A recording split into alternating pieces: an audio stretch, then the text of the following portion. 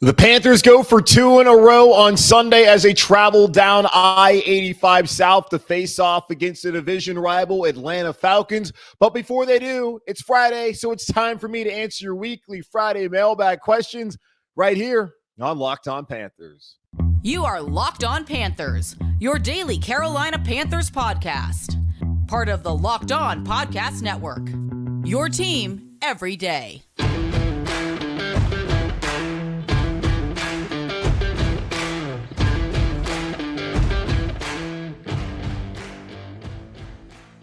Welcome into another edition of the Locked On Panthers podcast, a part of the Locked On Podcast Network. I'm your host, as always, Julian Council, talking Carolina Panthers with you every Monday, Tuesday, Wednesday, Thursday, and Friday. Your team every day. That's our motto here on the Locked On Podcast Network. Make sure to watch this show and subscribe to our show over on our Locked On Panthers YouTube channel. You can also check us out wherever you listen to your favorite podcast.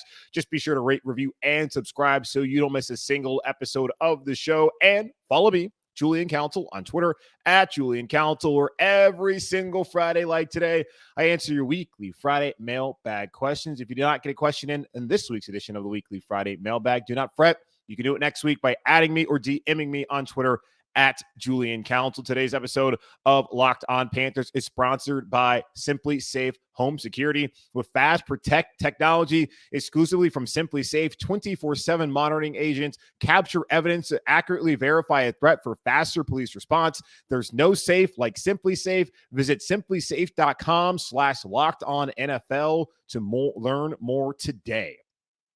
So the Carolina Panthers will head down I-85 South to face off against the Atlanta Falcons, and I'm recording this on Thursday afternoon, so I have not seen Thursday Night Football yet. My assumption is the Tampa Bay Buccaneers will lose to the Baltimore Ravens, who they host at Raymond James Stadium down in Tampa Bay. On Sunday, the Panthers, of course, will face Atlanta. New Orleans will face off against the Las Vegas Raiders, who are coming off of a win last week, and the Saints will once again be starting Andy Dalton, a team that is very banged up right now, that being New Orleans. So I think it's a fairly safe assumption that the Bucs are going to lose on Thursday and the Saints likely going to lose on Sunday hosting the Raiders of Las Vegas.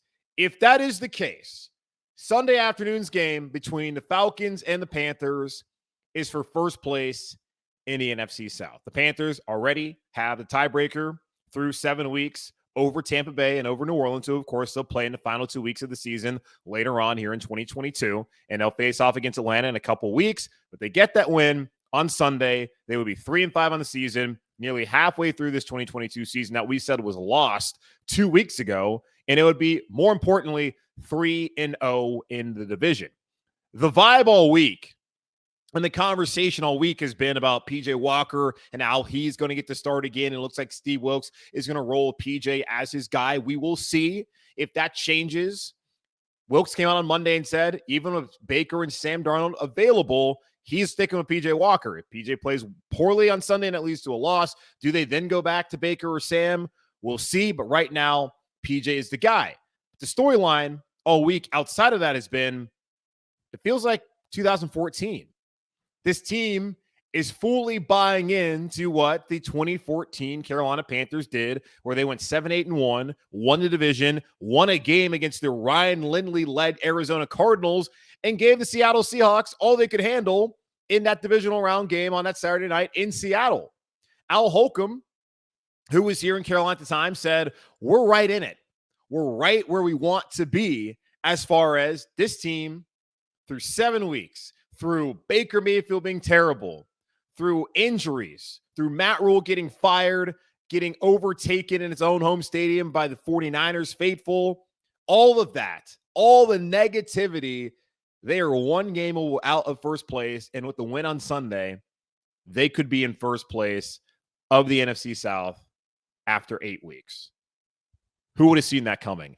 I felt like going into the season, the Carolina Panthers would be a playoff team. I felt like 10 wins was attainable. I do not feel like 10 wins at this moment in time is attainable. I don't think that's going to happen. I'm not quite sure 5 or 6 wins is really attainable for this Carolina Panthers team. I don't want to get ahead of myself and say this is a playoff contender, but because they are in the NFC South, like in 2014, where the Bucs aren't any good and the Saints aren't any good and the Falcons are the Falcons, they're going to be in this thing by default all the way until December and possibly those first 2 weeks in January when they face off against New Orleans and Tampa Bay, both on the road.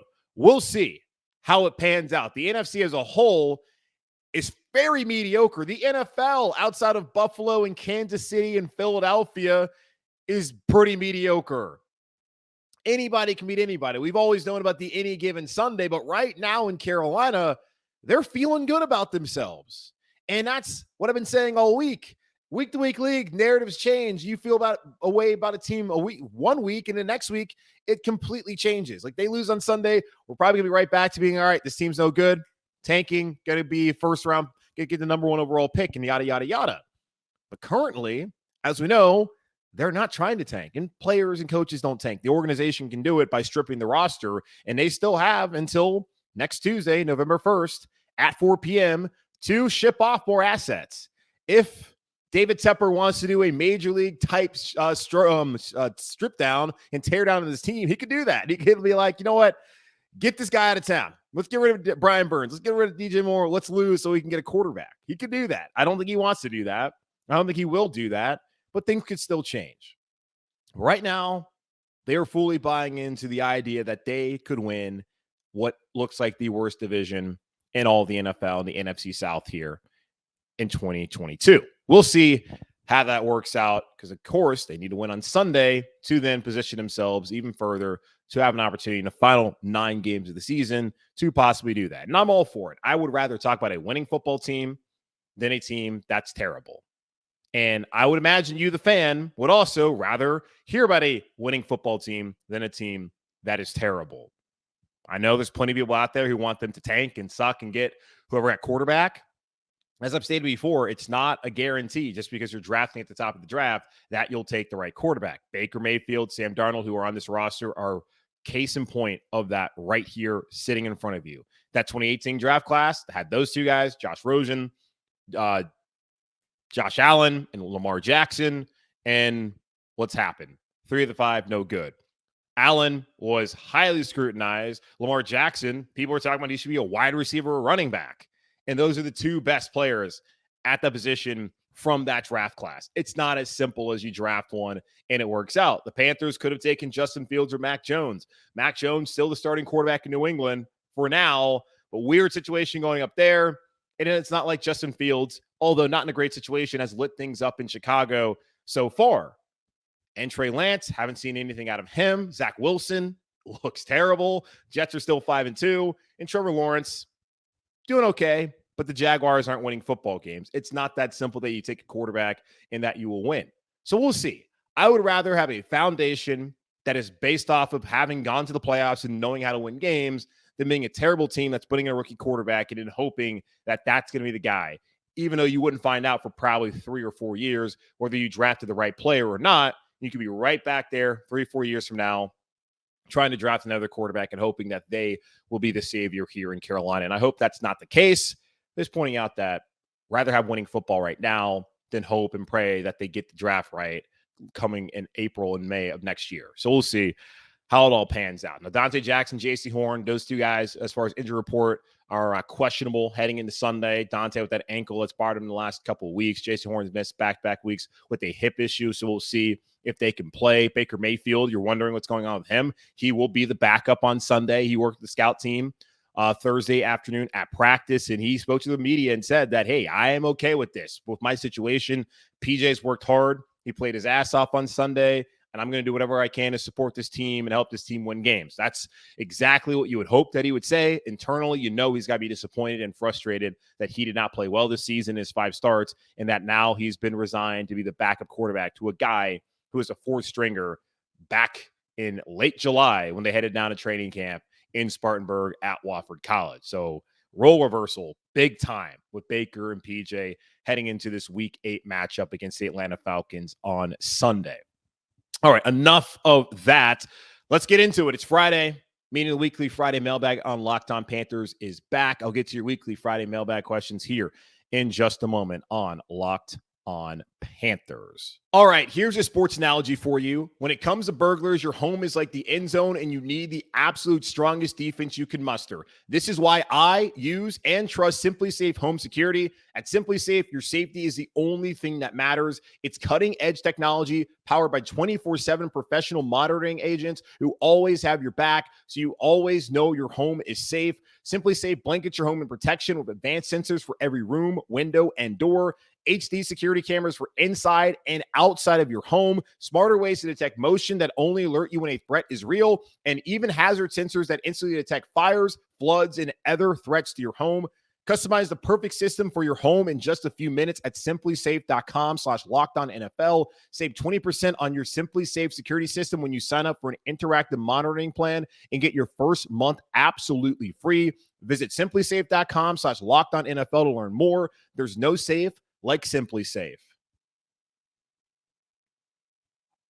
All right, let's do it. The weekly Friday mailbag here on Locked on Panthers. Again, y'all make sure to follow me on Twitter at Julian Council, where you next week can be a part of the weekly Friday mailbag if you at me or DM me on Twitter with your weekly Friday mailbag question. We'll start off with Alec, who asked if by a miracle we go to the playoffs and retain Steve Wilks, do you think his flaws can be fixed or improved? I feel like he has flaws that people aren't noticing right now because we are terrible, but his mistakes, I feel, will come back to bite us if we were to get good. For example, saving your timeouts for the second half, making boneheaded challenges, and refusing to kick a field goal when our defense is balling out, and instead taking a delay of game penalty and punting into the end zone. Yes, I do think Steve Wilks' flaws can be improved. Now, experience helps. This is only the 18th game. Now, on Sunday will be the 19th game that he has coached as the head coach of an NFL team. It takes time to really manage the game. And didn't David Tepper talk about how analytics were going to be a big part of the Carolina Panthers when he came here? They should have someone on staff who helps him to manage the game. You saw in Denver, Nathaniel Hackett, who just was awful early on in the year and still is as far as managing the game. He hired a coach to basically coach him to not make mistakes.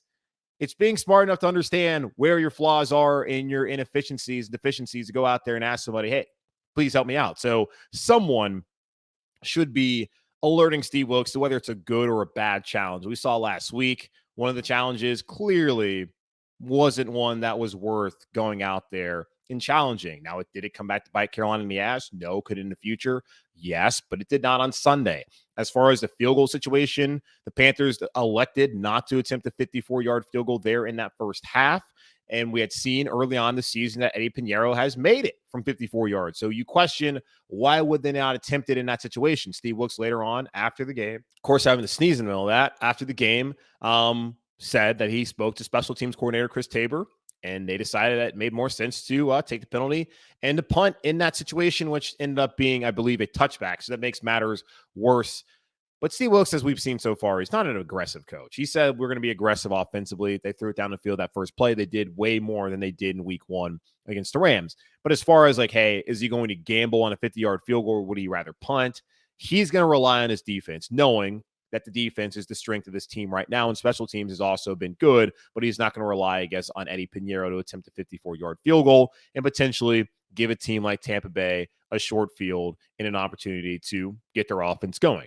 That's more what I've seen from Steve Wilks, more so than flaws. He's just not the most aggressive coach. I've only gotten to see only 2 games of him as head coach here in Carolina. I did not watch any of the Cardinal games that he coached a couple of years ago, so I'll be able to gain more of an understanding of who Steve Wilks is as a head coach, at least game day coach, moving forward. So I think it's a little bit too early to sit here and to feel some type of way about how Steve Wilks goes about the game plans. Because we did see against the Rams, the offensive game plan was a joke, and that completely changed when they put more faith in PJ Walker last week.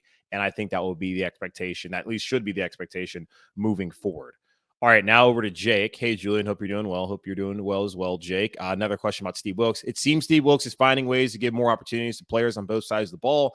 In the Bucs game, we saw a lot of new contributors from players we haven't seen a lot from. So did Matt Rule give younger players / recent draft picks enough opportunities to succeed during his tenure? For example, Gross Matos, Shai Smith, Terrace Marshall. Look, whenever you're going to have a coaching change like we've seen, some guys who might have been a priority under the previous regime of Matt Rule are unlikely to be a priority now that Steve Wilks is the head coach. We saw that play out with the coaching staff when Wilks let go of Ed Foley and Phil Snow and elevated his guy Al Holcomb to be the defensive coordinator. You're also seeing that, I guess, play out where they get rid of Robbie Anderson, and now players like Terrace Marshall are getting more of an opportunity. And Terrace said it was his own fault that he wasn't out there early on in the season, that the injuries and just the way that he was performing in practice, that's why he fell behind. But now he's gotten a chance, and we saw he had that drop on that first play of the game. But last week on Sunday, made a couple good plays. So I'm hoping to see more out of Terrace. Shi Smith has gotten plenty of opportunities, and he's done absolutely nothing. You saw he's not reliable as far as returning punts right now. Wilks is still going to keep him out there. Hopefully, fingers crossed, there's no disaster on Sunday that leads to a short field for Atlanta. Also, like Shi's dealt with drops in the past game. I don't really see how he's still considered number 2 wide receiver. But again, it's not like there's that many better options. And in Gross Matos, they let Morgan Fox go so that Gross Matos could start in that position or at that position on the defensive line. And that's really been his own fault that he has not played that well so far this season. So I don't necessarily think that guys are really getting more of an opportunity. We did see with Chuba Hubbard and Deontay Foreman, but that's a product of Christian McCaffrey not being on the field. We saw Bradley Bozeman finally. That's a product of Pat Elflein being injured and now out for the rest of the season. So then we'll now see Bradley Bozeman moving forward. So I think it's more circumstance more than anything that, like, I don't think Rule was like, oh, I'm not going to give these guys an opportunity. Because that's more like a Rivera trait where Ron didn't want to play younger guys. Like Rule was totally fine playing young guys. That's really the bulk of this team so far. All right, let's go over to Colby now, who asks, let's say the Panthers go on to get 6 to 8 wins and have a mid-first round pick. What do you anticipate them doing at quarterback, trading up or trying to find a better veteran or stick with a current quarterback? And Dallas also asked a similar question, asking if the rest of the season goes well and we win the division, do you think that the Panthers should trade up for a quarterback or stay where they land in the draft order, keeping all of our picks and draft the best available and let him and Matt Corral compete for the starting job? Good question. I've already said I want the Panthers to go to the playoffs. I would rather that happen than them be the worst team in the league and have their pick of the litter atop of the draft, especially at the quarterback position. I understand Carolina Panthers need to identify a quarterback for the long term, and the best way to do that is by drafting one in the first round. So I do agree with that. I also want them to win. So in the event that they win the division, what I want is for the Carolina Panthers to trade up and to draft a quarterback if they feel like there's someone up there that is the right answer for them. If they do not feel that any of the quarterbacks that might be available is the right answer for them, then fine, stay where you are, draft someone else, and then I don't necessarily know where they go with the quarterback position. Like if they win a division, PJ Walker will be back next season. He has to be back. I don't know what other options he would get, but I like the idea of PJ Walker, who at least is a veteran, because you have to have some veteran backup. Matt Corral has never played a game, as we know.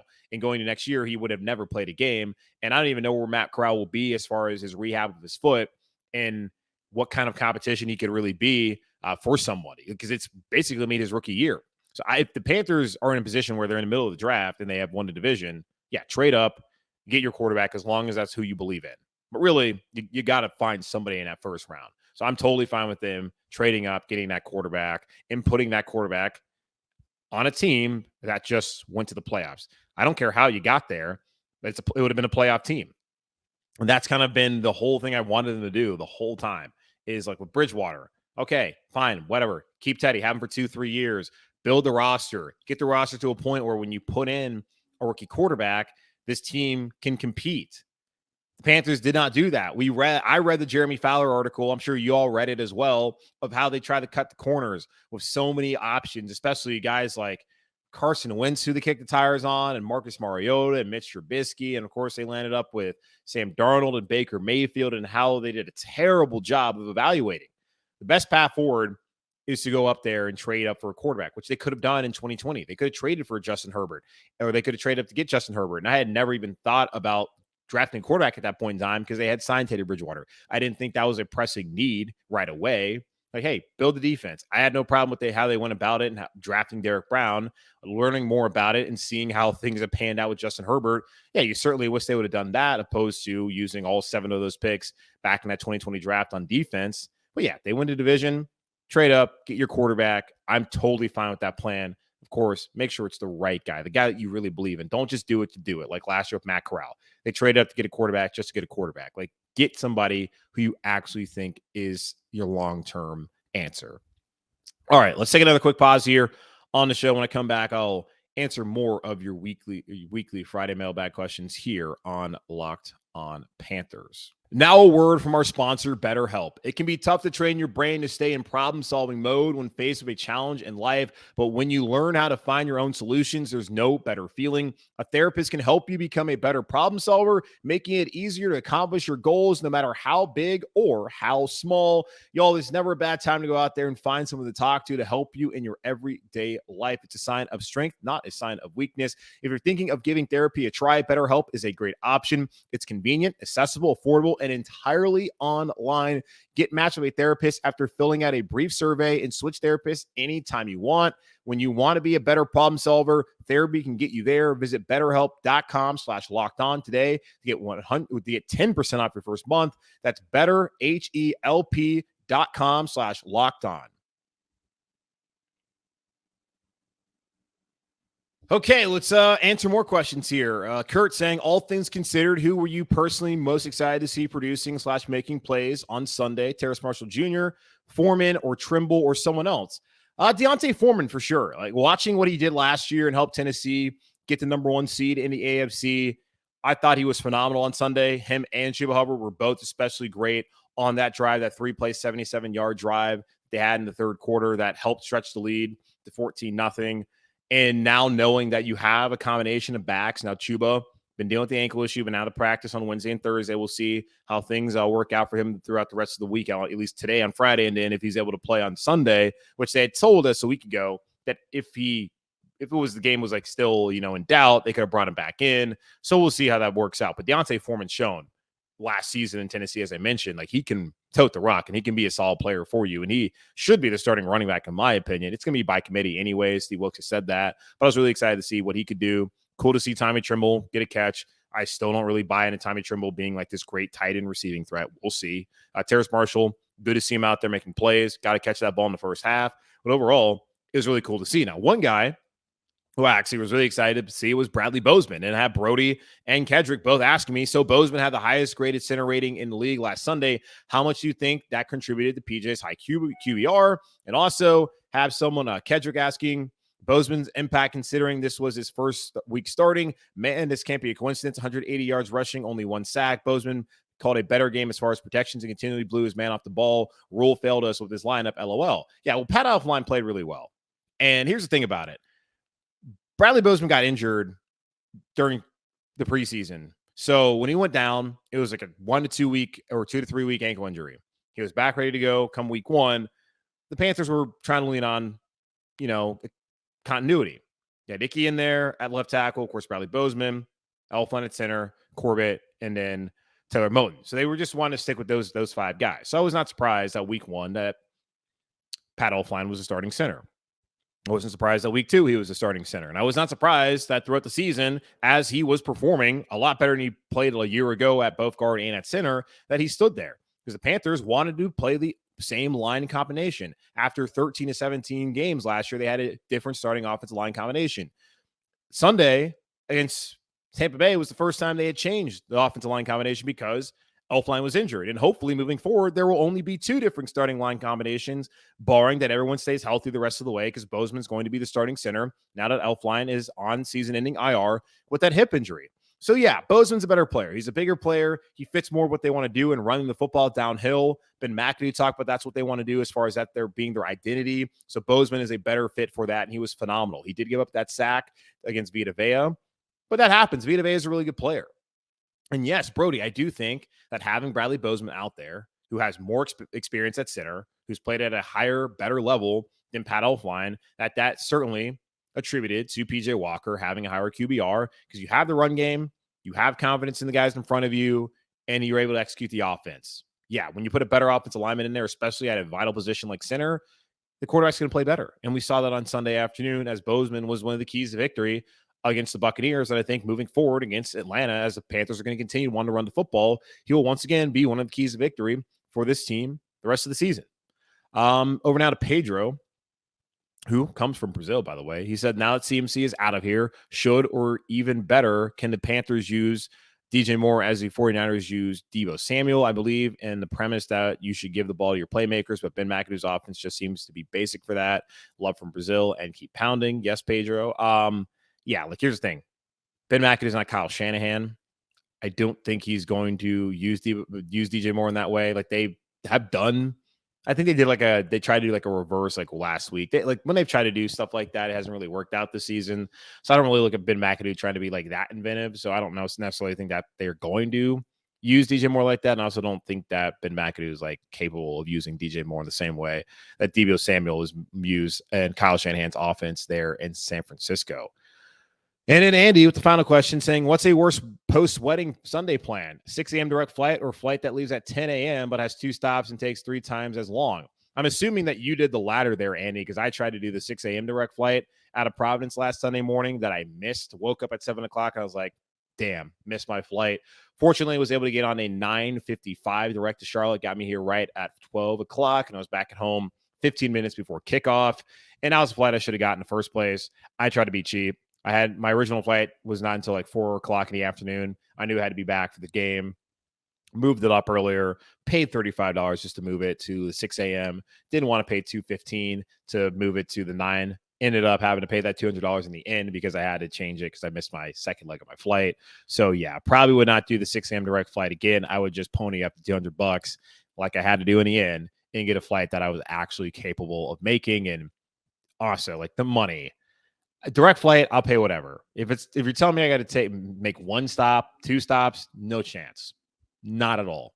I'm always going to pay whatever it costs to fly direct because it is awful. Last summer, went to Lake Tahoe for a bachelor party, and it was the longest travel day of my life because I had 1 layover in Dallas, and it was all hell breaking loose there because there was a ton of American flights getting canceled and got home at like 2 a.m. And fortunately, I used the parking spot because had I not done that, there's like a line of 40 or 50 people trying to get a taxi. This is still, that was back in 2021 when there's still people not really driving Uber and Lyft yet.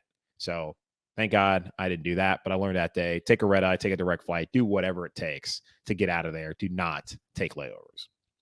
All right, that's going to wrap it up here on this edition of the Weekly Friday Mailbag on Locked On Panthers. I'm your host, as always, Julian Council. Again, y'all make sure to watch the show and subscribe to the show over on our Locked On Panthers YouTube channel. This Sunday, I am working with NASCAR, so will not be going live directly after the game. Probably going to go live at some point Sunday evening after I'm able to watch the game. Always hate not being able to watch it live or at least right away. So we'll get that out to you as soon as I can on Sunday. Again, if you ever missed the live show on YouTube, you can always check it out later on YouTube. You can always check it out wherever you listen to favorite podcasts. Just be sure to rate, review, and subscribe so you don't miss a single episode of the show. And make sure, again, follow me on Twitter at Julian Council, where every Friday, like today, I answer your Weekly Friday Mailbag questions. Either at me or DM me on Twitter to participate in next week's edition of the Weekly Friday Mailbag. In the meantime, be safe, be happy, be whole. As always, keep pounding, and I'll talk to y'all on Sunday.